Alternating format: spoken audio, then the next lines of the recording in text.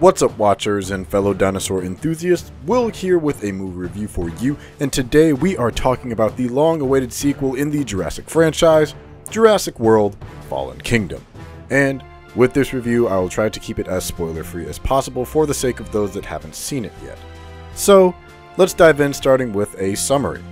The film sees Claire Dearing, played by Bryce Dallas Howard, the former operations manager of Jurassic World, as she works to make up for the sins of her past by founding the Dinosaur Protection Group, who works to try and convince American legislators to act to protect the dinosaurs that still survive on Isla Sorna in the wake of an impending and sudden volcanic eruption. She finds a benefactor who seems to agree with her vision in Eli Mills, played by Rafe Spall. She then recruits her on-again, off-again boyfriend and registered raptor wrangler Owen Grady, played again by Chris Pratt, by guilting him into going back for his previous baby Blue. While on the island, things go awry and true colors are shown, so Claire and Owen have to work together to make sure the dinosaurs, one, don't go re-extinct, but also to make sure that they don't fall into the wrong hands as well. I'm honestly very surprised with how this film turned out. I tried to keep most of my impressions to myself, but I thought that the trailers for this movie were terrible, as they showed off way too much of the plot and some of the twists, and I still stand by that. However, I can report that this film is actually pretty solid. But let me talk about the bad before I go into all of the goods. The movie has numerous moments where a character will do something that's just flat out stupid, just for the sake of plot development, and it feels like it really wasn't thought out in their own universe. For instance, one character gets locked in a room, and for some reason the person who locks them in said room doesn't take the keys with them, so they escape pretty easily. There's also some moments that were unintentionally funny, but I guess it depends on how you read it. There were also some predictability aspects in the plot, as well as a lot of interesting shots and sequences spoiled in the trailer. So if you haven't seen any of the trailers yet, please do yourself a favor and skip them at all costs.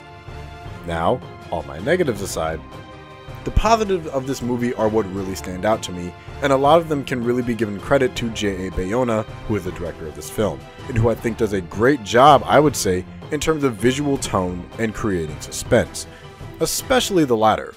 One issue I've seen with a lot of films recently is that they want to be suspenseful, but end up falling flat.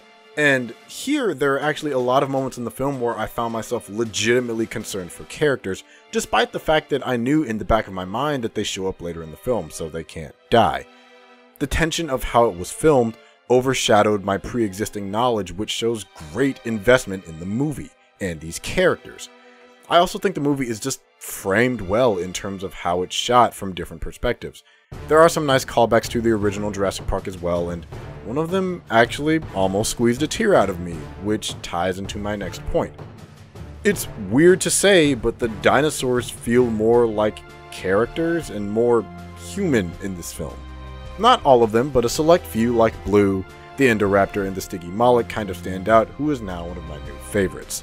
We get glimpses into them being surprisingly anthropomorphic and exhibiting traits like concern, devious intent, fear, and pain. That's not to say that we've never seen it, but to go into a film actually kind of wanting the dinosaurs to die and coming out of it really feeling for them, I would say is an accomplishment. The soundtrack is good, the effects are solid as usual, and I'm glad we see more practical effects in there. The supporting cast is fine, and another thing is that I think the movie actually highlights flaws in the original Jurassic World, and honestly makes it a little bit weaker upon the, well, for my case, fourth watch, only because I think Owen and Claire seem a little bit more interesting in this film than they do in the previous one. And before I give my rating, let's talk about the main villain, the Endo Raptor. I'm, again, surprised leaving the movie actually really liking him, considering he's related to one of the most beautifully stupid ideas ever put to screen. He has a surprising amount of character to him, and while yes, he is a monster killing people, but he also reacts and can actually be pretty sneaky and a little bit even cocky at times while on the screen.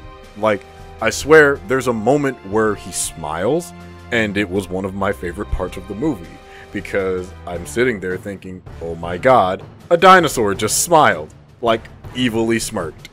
All in all, Jurassic World: Fallen Kingdom really surprised me, not just from the director, who I wish would handle the third film, but also from Colin Trevorrow himself, who helped write this movie.